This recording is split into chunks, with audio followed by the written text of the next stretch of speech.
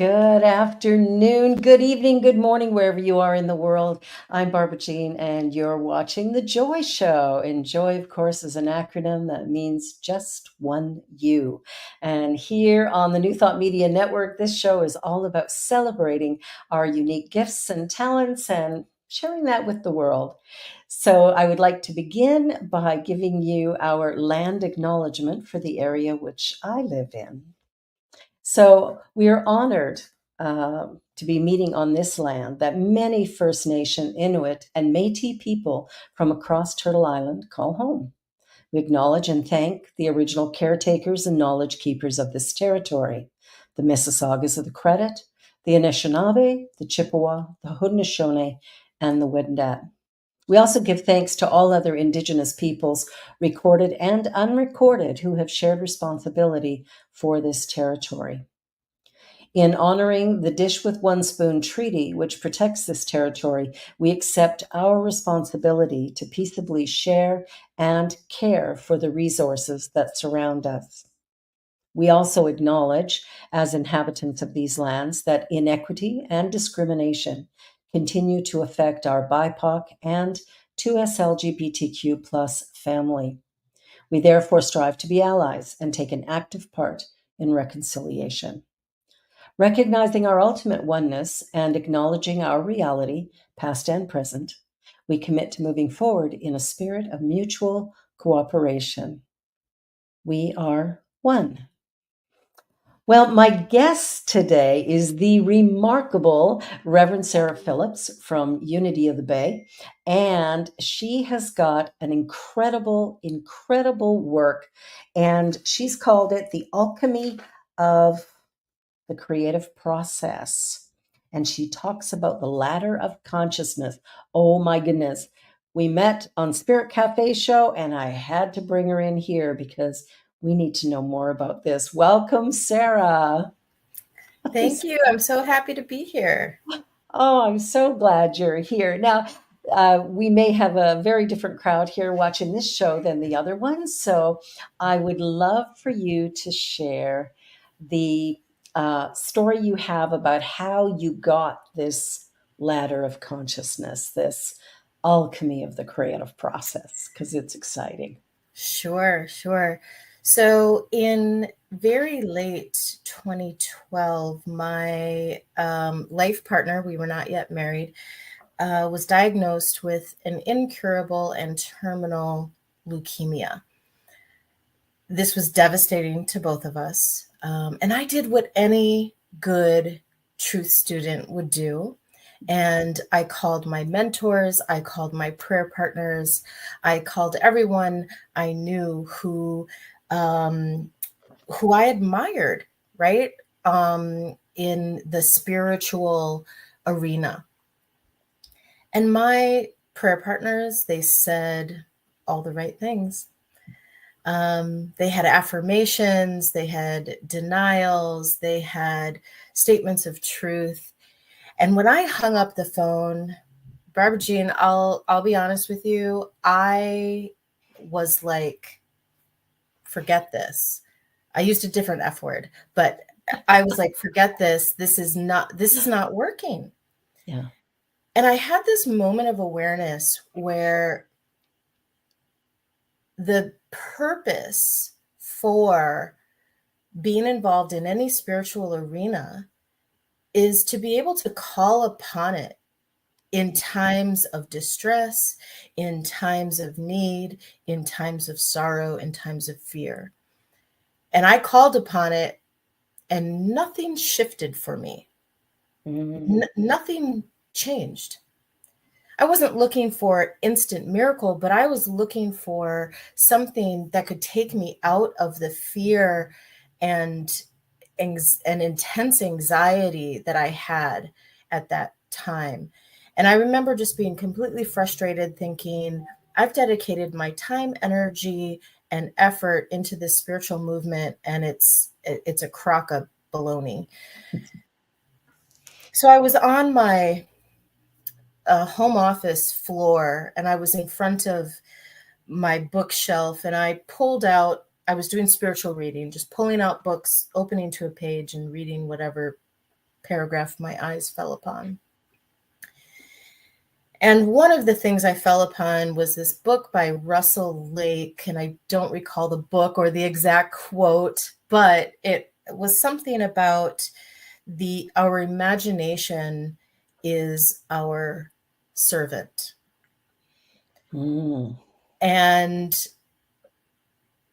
I remember knowing in that moment, not what the magic of that statement was, but knowing that there was magic in that statement, right? So I knew I was onto something, but I didn't know what.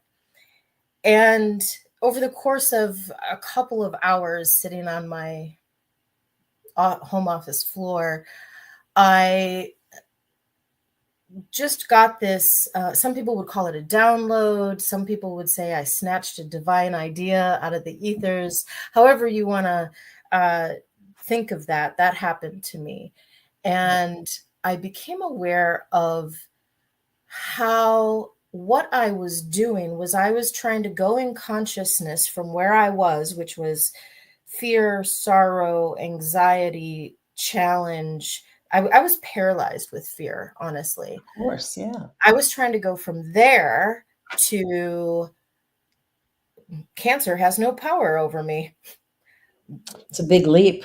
It was so big of a leap Yeah, we can't get there. that I could not get there. And this image came to me of a ladder of consciousness, and that there were so many rungs on the ladder between where I was and where I was trying to go, that there's no way to do that. You can't even let go and jump, because that's not how ladders work. Yeah. So then I was left with, okay, what do I do with this information, right? And the next thing that came to me as, snatching divine ideas out of the ethers was what I've come to call Tweba. And this is what I call the alchemy of the creative process. And Tweba is TWEBA, and it stands for thoughts, words, emotions, beliefs, actions. Okay. So when those 5, we'll call them ingredients, when those 5 ingredients are all in alignment, we have more influence on the world, right? And we have great influence on our inner life experience. So what was happening with the cancer, with the leukemia, was I became aware of what my thoughts were, what I thought about it. When I talked about it, the words that I used, my emotions, which were all over the place, as you might imagine. Yeah. And my beliefs, and my actions. And like I said, I was paralyzed with fear. I didn't know what to do. I could barely get my spouse to his doctor appointments. Yeah. And I decided I didn't really decide. There was just this tangible thing that that I knew there was something to this Tweba. I knew there was something to, and this ladder of consciousness. Yeah. So I decided I was going to go not to here on the ladder, but I was going to go just to the next rung, just to the next rung. And I just asked that still small voice within how to go about that. And I got this image of, on my left side, to really lay out everything of Tweba, where I was in this moment. And then on the right side, and I did this first in my mind, and then it got a little cumbersome, and I did it on paper. Yeah.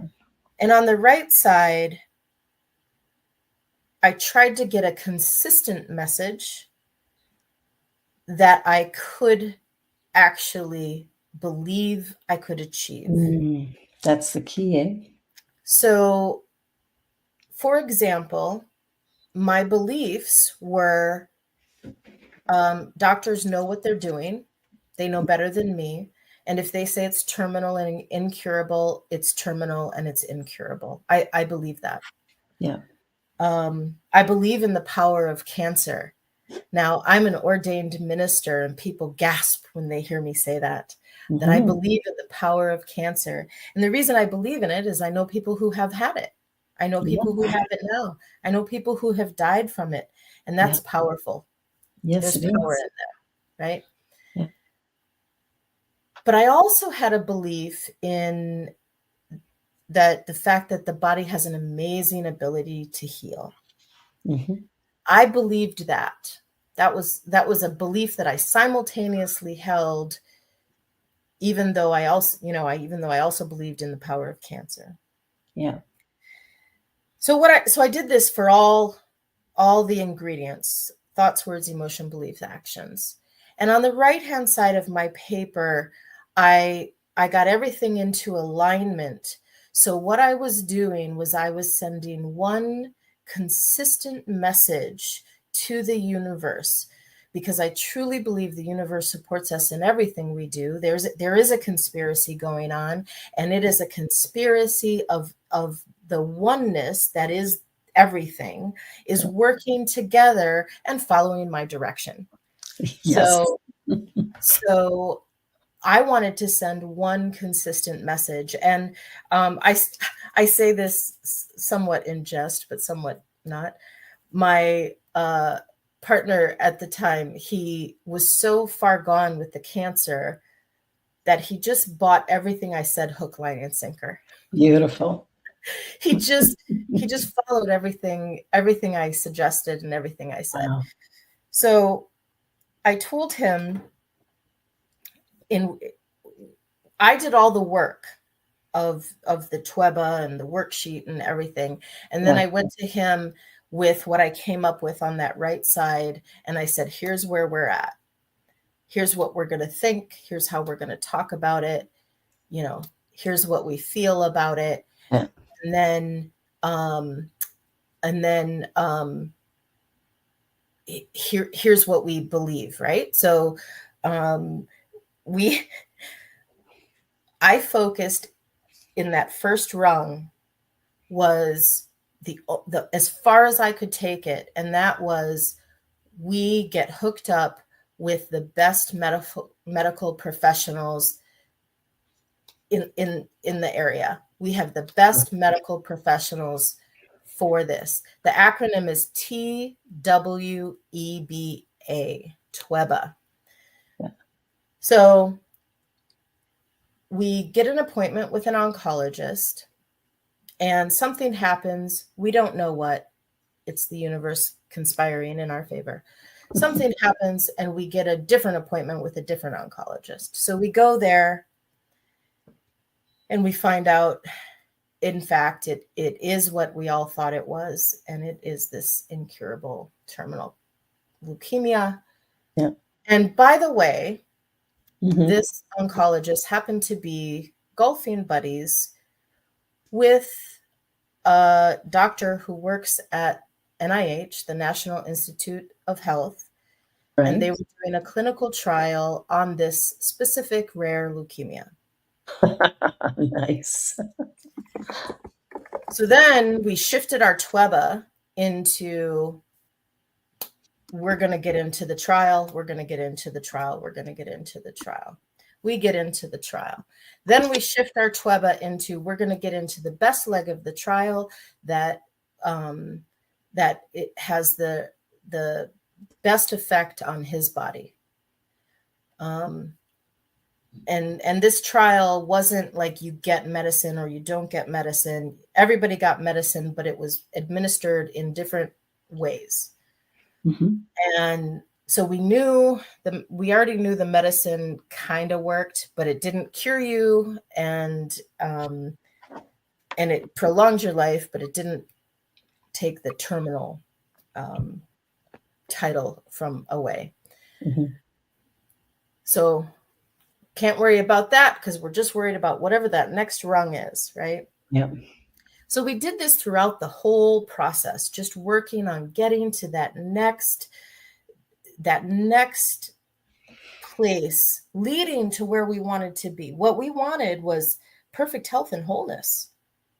But that was such a leap in consciousness, no matter what affirmation we used, no matter what meditation we used, no matter what we did, it wasn't shifting anything. There was no power in it. Yeah. So once we got our Tweba in alignment and we started working up that ladder, and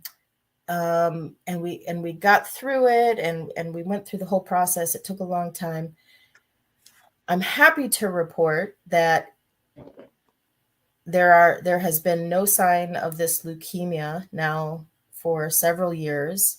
The medical community does not use the word cure because they have actual medical criteria for that. That's the word we use because um, this type of leukemia doesn't 100% go away. It lives in your bone marrow, and he has none in his bone marrow. So it's 100% gone away. So Yeah. that's the word we use is he is cured of this incurable cancer. And so we got married for nothing during the process. We got married because we thought it would be easier for me after he passed away.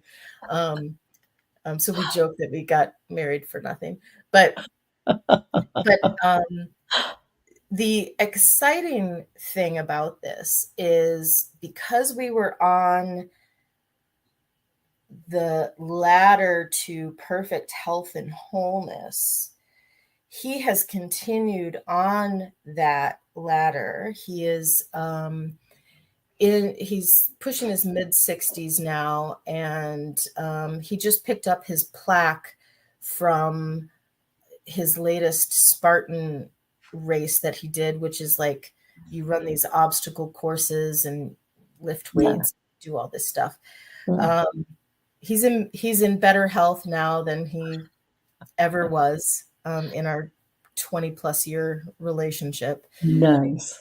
Yeah. So it's really a powerful tool to use whenever we want to shift where we are, whenever we want to create something, whenever we want to um, um, have influence Yeah. on either our inner life experience or our outer life experience. That's what I love about this. And one of the things I've noticed, because I'm with both CSL and with Unity, I'm ordained in both.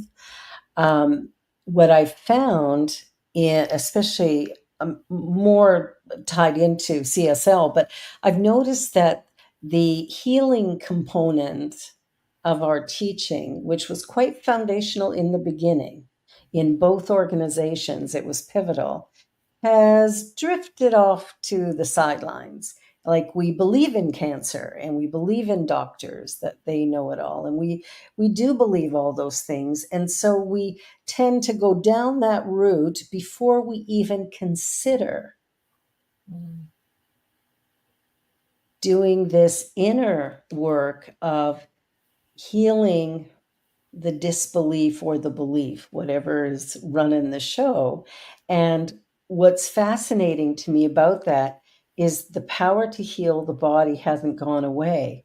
It's just we're looking in a different direction. Yeah. And I Wow. and I really think there's power in the both and, right? Absolutely. Yes. So if I have an infection, for sure I'm going to be taking some antibiotics, right? Of Um, course. and also I'm going to be really looking at where my Tweba is, right? Yeah. So Descendants. um, for example, I have a friend who loves hiking. That's why we're friends, because I love hiking too. And he slid down a hill, got a scrape, it got infected. It just kept getting worse and worse. And he's like, he doesn't like going to the doctor. He doesn't like taking medication. He doesn't even take like aspirin or Tylenol or anything.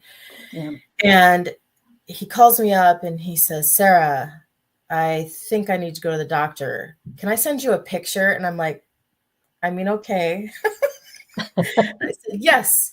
Yes, you do need to go to the doctor, and you should have gone to the doctor a while ago, Long time ago. long time ago. And we had a wonderful conversation about how when we rely on doctors 100%, Mhm. we are missing an entire aspect of our healing abilities. Yes. When we rely on our inner healing abilities 100%, we are missing out on an entire aspect of healing. So to It's me, true. it's the both and it's the spectrum, right? Yeah. Yeah, Um, absolutely. Because it's and all God. right, right, There's only one thing. So whether it's the medicine, the doctor, there's only one thing. I love that. right, Love that. right. And what I've learned, not just from this cancer experience, Yeah.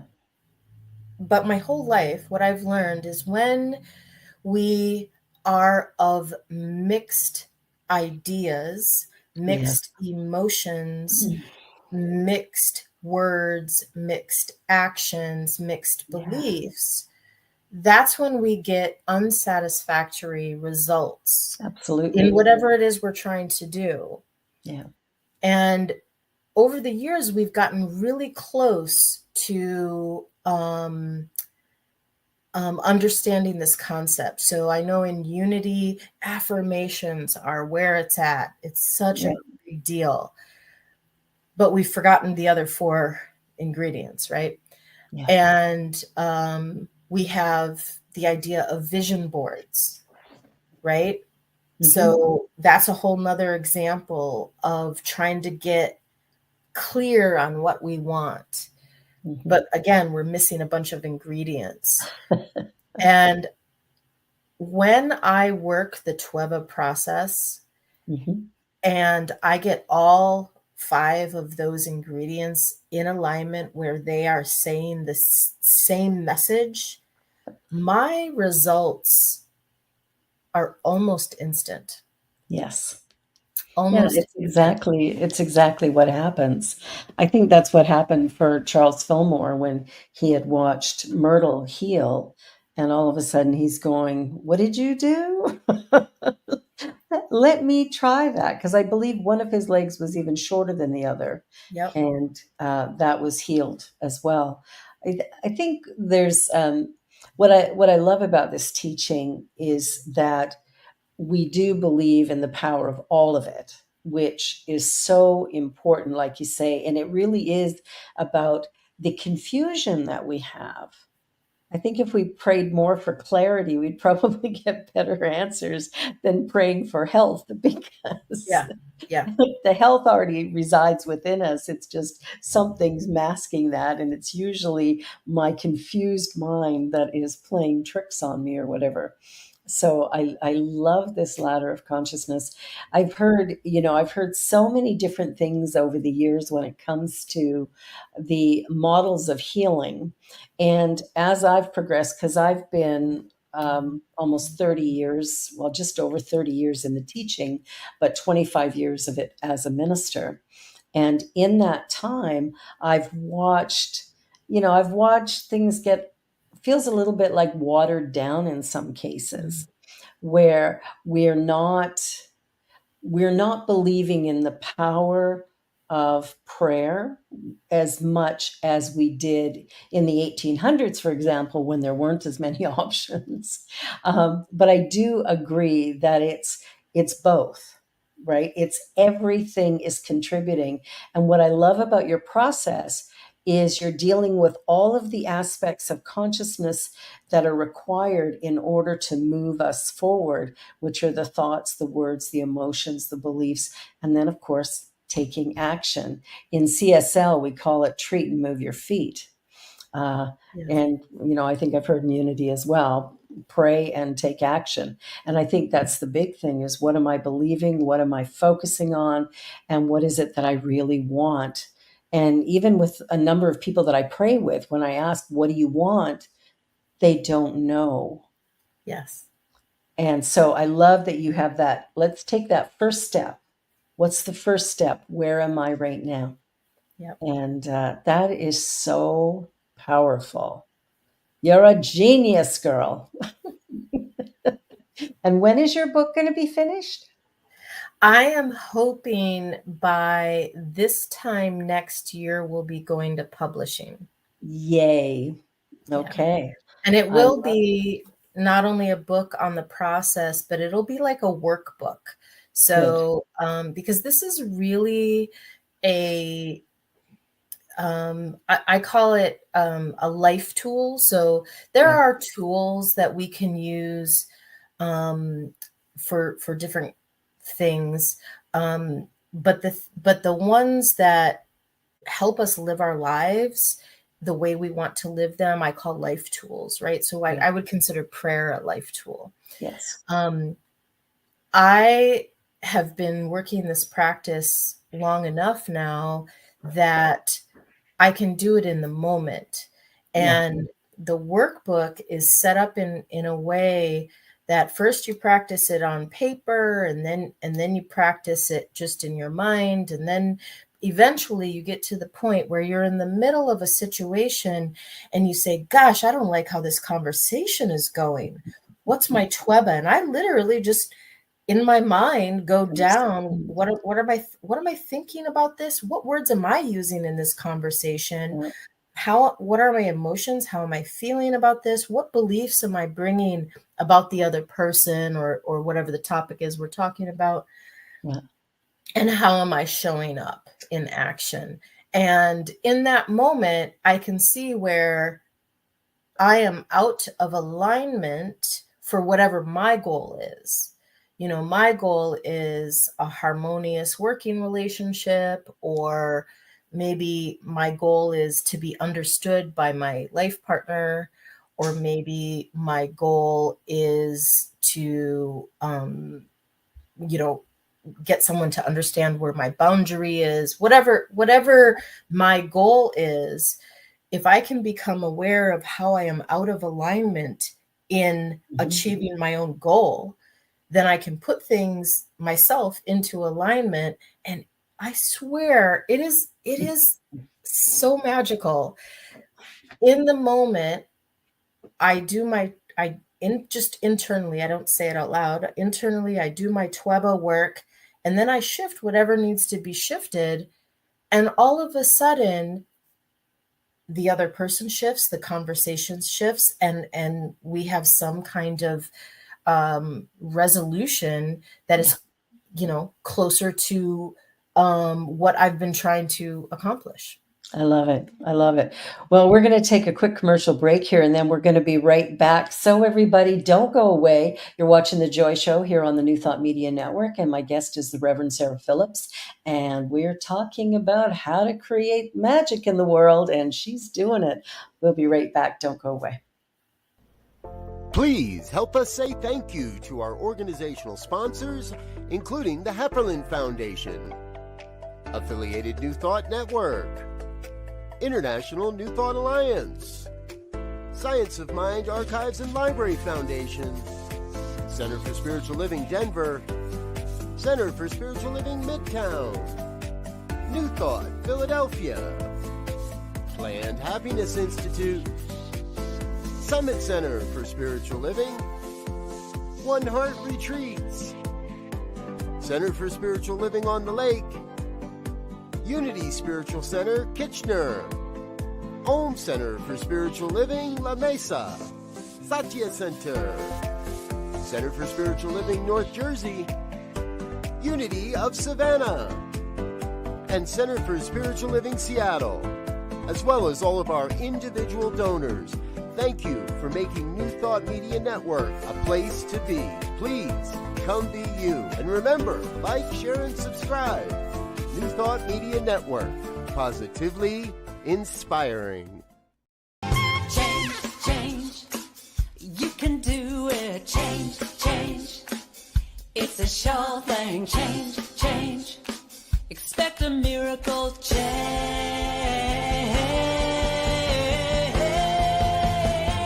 Watch me change when you change the way you look at things.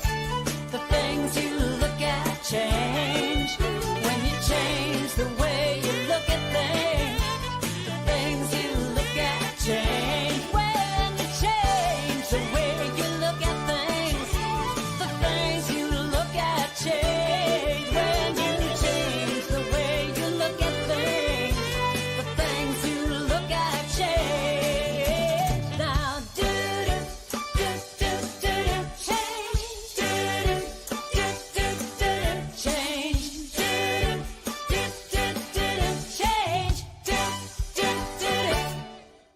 New Thought Media Network is on the rise.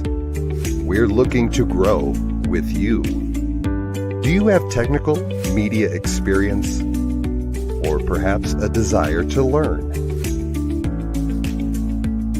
Are you willing to volunteer your precious time and attention? We share this message to benefit all. If you possess a computer with a camera and a microphone, we will share our knowledge with you. Behind the scenes or being the star, let us bless our one. Contact us at info@ntmedia.org.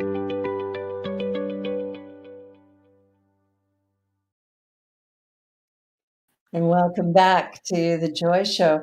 And as we're talking about this whole concept of healing and of getting our thoughts and our words and our emotions and everything in perspective, I'm thinking about our world today and the things going on in the Middle East, what's going on in Ukraine and Russia, and what's happening right here in North America with racial inequality and injustice and the what's happening with the LGBTQ plus community. There's just a lot of disconnect and separation. How might a person use your approach instead of for our physical healing of our bodies? How we might use that in transforming our world? Great question. So again, I would look at where do I want to be? Okay. So first, what kind of life experience do I want? Let's just use LGBTQAI plus as our topic. Mm-hmm. And so what I want is I want a place where queer kids can go to school and not be harassed and bullied. I want a world where it's not considered weird to show up in clothes, a certain clothes. You know, it's not weird for half of the population to wear a skirt, right? Mm-hmm. So that's what I'm going for. I'm going for a world where it's safe. Okay. Safe. I love that. Yeah. For people to show up. Yeah. I have a transgender son, so this is a topic that is dear to my heart. I have a transgender grandchild. Yeah. So it's the same process, right? Where is my consciousness right now?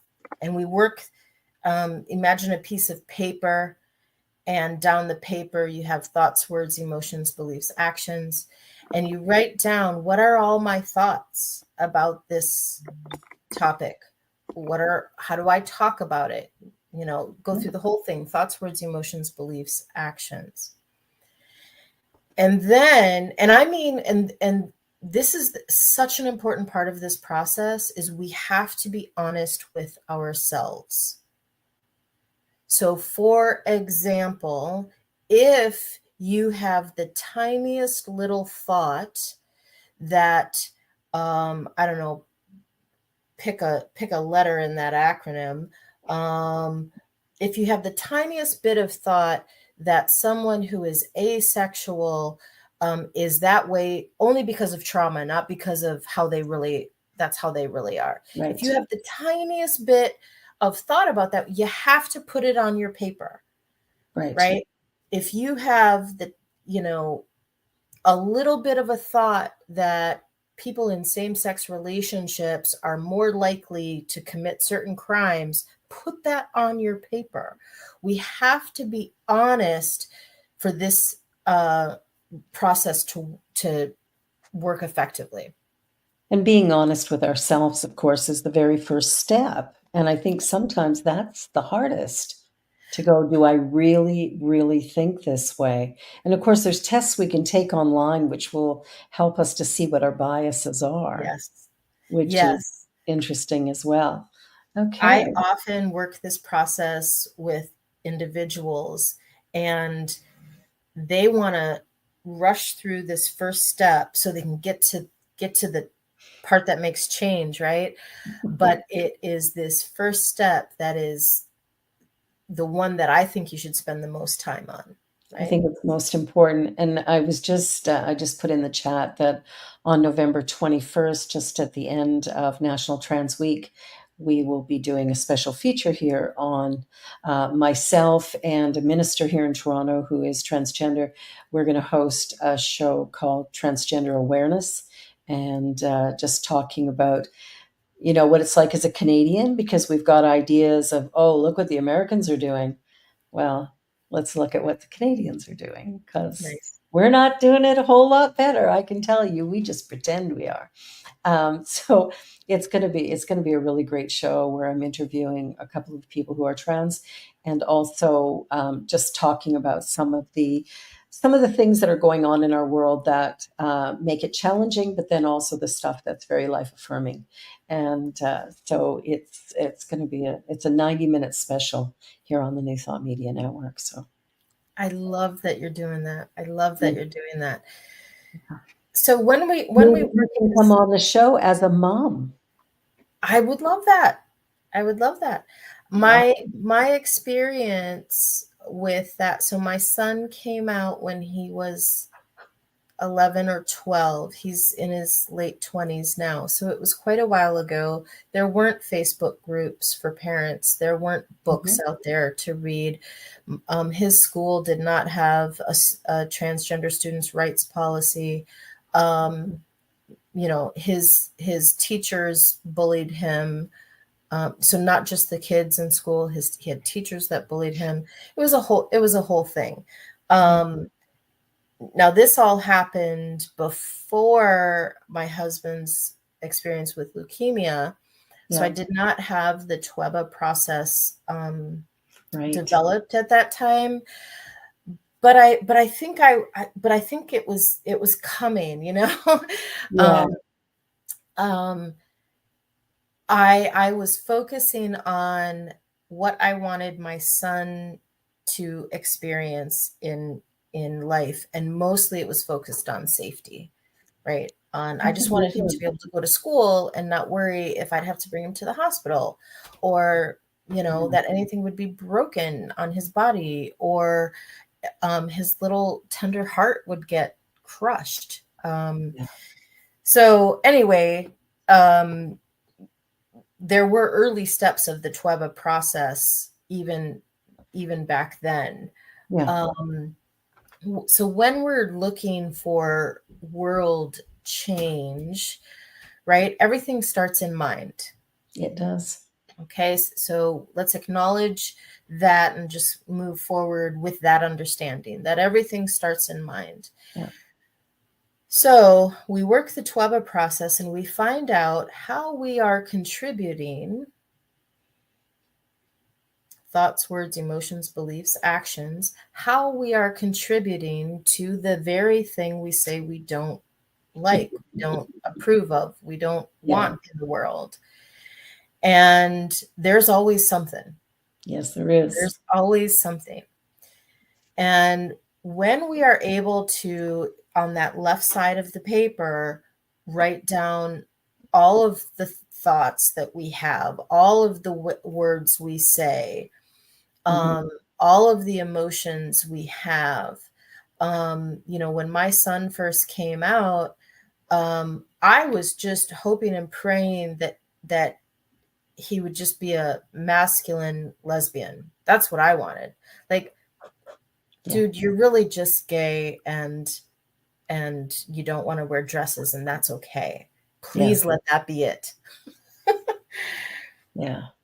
And part of the reason I didn't want him to be trans was I knew how difficult his life would be. Exactly. And there was Exactly. actually a part of me, even though I'm his mother, there was actually a part of me that just wanted him to find satisfaction in just being butch Because it would be easier. because it would be easier. And as parents, we just want our children to have an easy go of it.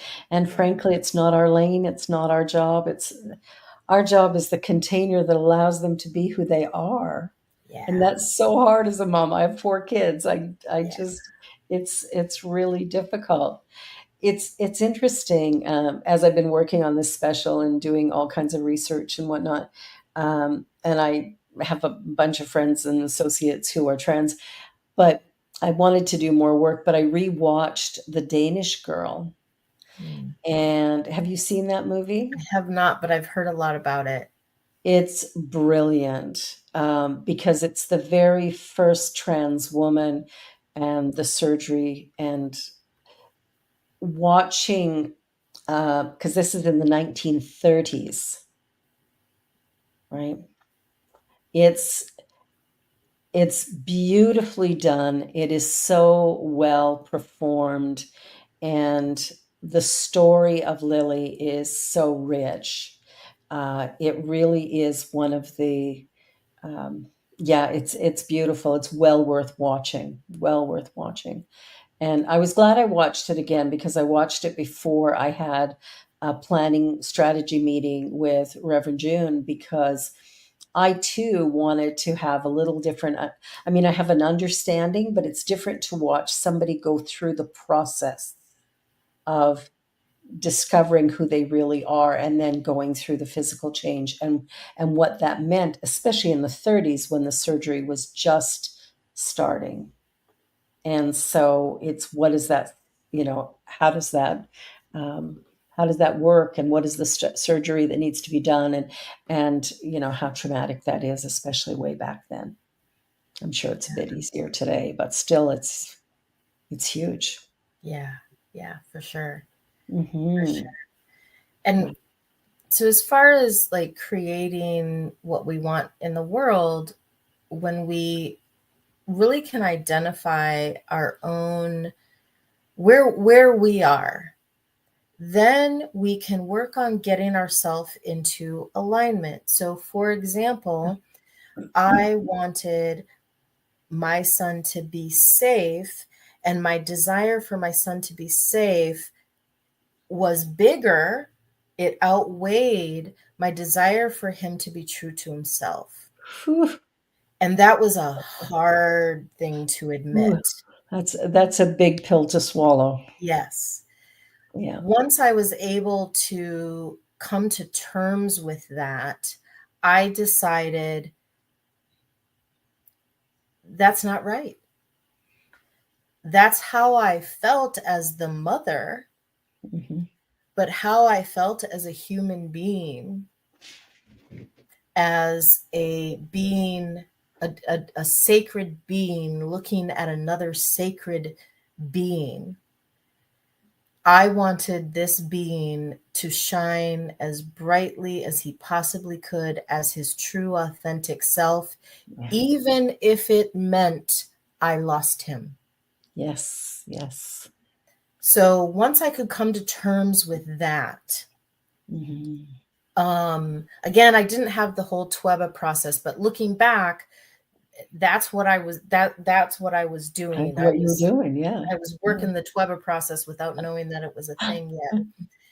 And once I made the shift of my role here, although it includes keeping him safe, my role here primarily, and it weighs more heavily than keep him safe, my role here is to help him navigate the world so he can be true to himself. Yes. And Yeah. once I made that shift, Yeah. then things started happening. Hmm. And all of this kind of came together at the same time, me making that shift. And he came home from school. I think he was in 10th or 11th grade. And he came in and he slammed his backpack down and he said, "That's it, Mom. I'm taking off your chains. I want you to go mama bear on my school." And I thought, what could possibly have happened to him that this is now different, Yeah. right? Because he had been beaten up, he had been bullied by adults in cruel ways. And so I thought, how bad could it have been? And you know what it was? An Mm. incoming freshman who was trans had the same teachers he had when he was a freshman. And he watched this young boy get bullied and pushed around. And he said, "I can't watch this happen to anyone else." Wow. So we joined forces. We went to his school. We did all the things. We did Good. all the action, right? And so he was a junior in high school. I'm pretty Mhm. sure he was a junior at that time. And it was the year after he graduated that the county enacted a transgender students' rights policy. Wow. Much to the work of our family. And that's how we see change in the world, right? We Right. get clear on one, how we contribute to the very thing we say we don't want, Yeah. whether it's bigotry, racism, misogyny, war, violence, hatred, whatever. When we can truly identify within ourselves how we are contributing to that, and then we say, okay, we don't want to contribute that to that, even if it costs me something. And Hmm. that's where most people drop the ball. That's where Yeah. most people stop. um Yeah. I had to get to the point with my son that supporting him and living the life he wanted to live was more important and held higher, more weight in my life than my desire to have him in my life and keep him safe, Keep him right? safe. Yeah. Right? Because putting himself out there and and challenging the world's view on who he should be put him in physical danger. Hmm. And I had to get to the point where I was okay with that. And not only was I okay with that, I would support him in living that life. And that's a beautiful thing because I think it's as children of whatever age, parents kind of are God, right? Because when we're little, they see all, know all, and they're everywhere present. It doesn't seem to change much until they get into teenage years and they can kind of move away from us a little bit. But I think there's a because at the core of their being, we really do hold that place of being God. When we give the impression that we disapprove of who they are, which is not the case, it's just us trying to keep them safe. But really, that sort of triggers something when there's that sense of, my family isn't supporting me for who I am. How do I, one of the things Reverend June said to me was all I wanted to do was be myself. Yep. And that should be allowed. Yep. Wow. People just want to live their lives. Yep. They just want to be true to themselves, live their lives. And I think that that is the goal of, so the Tweba process, that is the goal of that process, is to be able to live the life you want to live, live intentionally, live on purpose, and live with a positive influence on the world around you, right? I love that. I love that. That's beautiful. That's sort of the foundation of where this show came from. Just one you, like trying to get that message out that who you are is fine. And there's only one of you. And you bring something to the planet at this time that nobody else can bring, which I think we forget. We tend to go, oh, I should be more like this person, or I should dress like that person, or I wish I was as tall or as thin, or as we've got all these ways that we're comparing. And I heard something today, I can't remember where, but compare equals despair. And I thought, holy moly, that's kind of right. Anytime I've been comparing myself to someone else, especially as a teenager, it's one of the things that happens. And doing that, how horrible that always made me feel, like I'm not good enough. And I know there's a lot of people in our world today who are kind of living in that type of awareness. Like, how could I just be more like that? Yeah. Yeah. Wow. And that comes from, we make these agreements as a society about what's okay and what's not okay, and we have these artificial systems of value, right? So if you Yeah. make more money, you have more value, or if you're more aesthetically beautiful, you have more value, or if you're within a Education. certain age bracket, Yeah. education, all of those artificial measures of value. Yeah. And I wish as a young person, I could have known that those were artificial measures. Yes. But it took living life, and it took having a lot of life experience for me to realize that those are artificial measures. Yeah. And I don't know if that's just part of the normal human life, like in one single life evolution, but most young people don't have a full sense of that. And I don't know why that is, but it seems to be the case. Yeah, I think the whole system kind of has been set up to diminish. It seems to be like even the school system and everything is kind of set up to diminish the individual. And I think even when we look at the school system and the hours that teenagers are expected to be there, that to me is just shockingly weird. Like they should start school at noon and finish at 6 or something, right? Like that would just Every make sense. every study that's ever been done on teenagers says they need more sleep.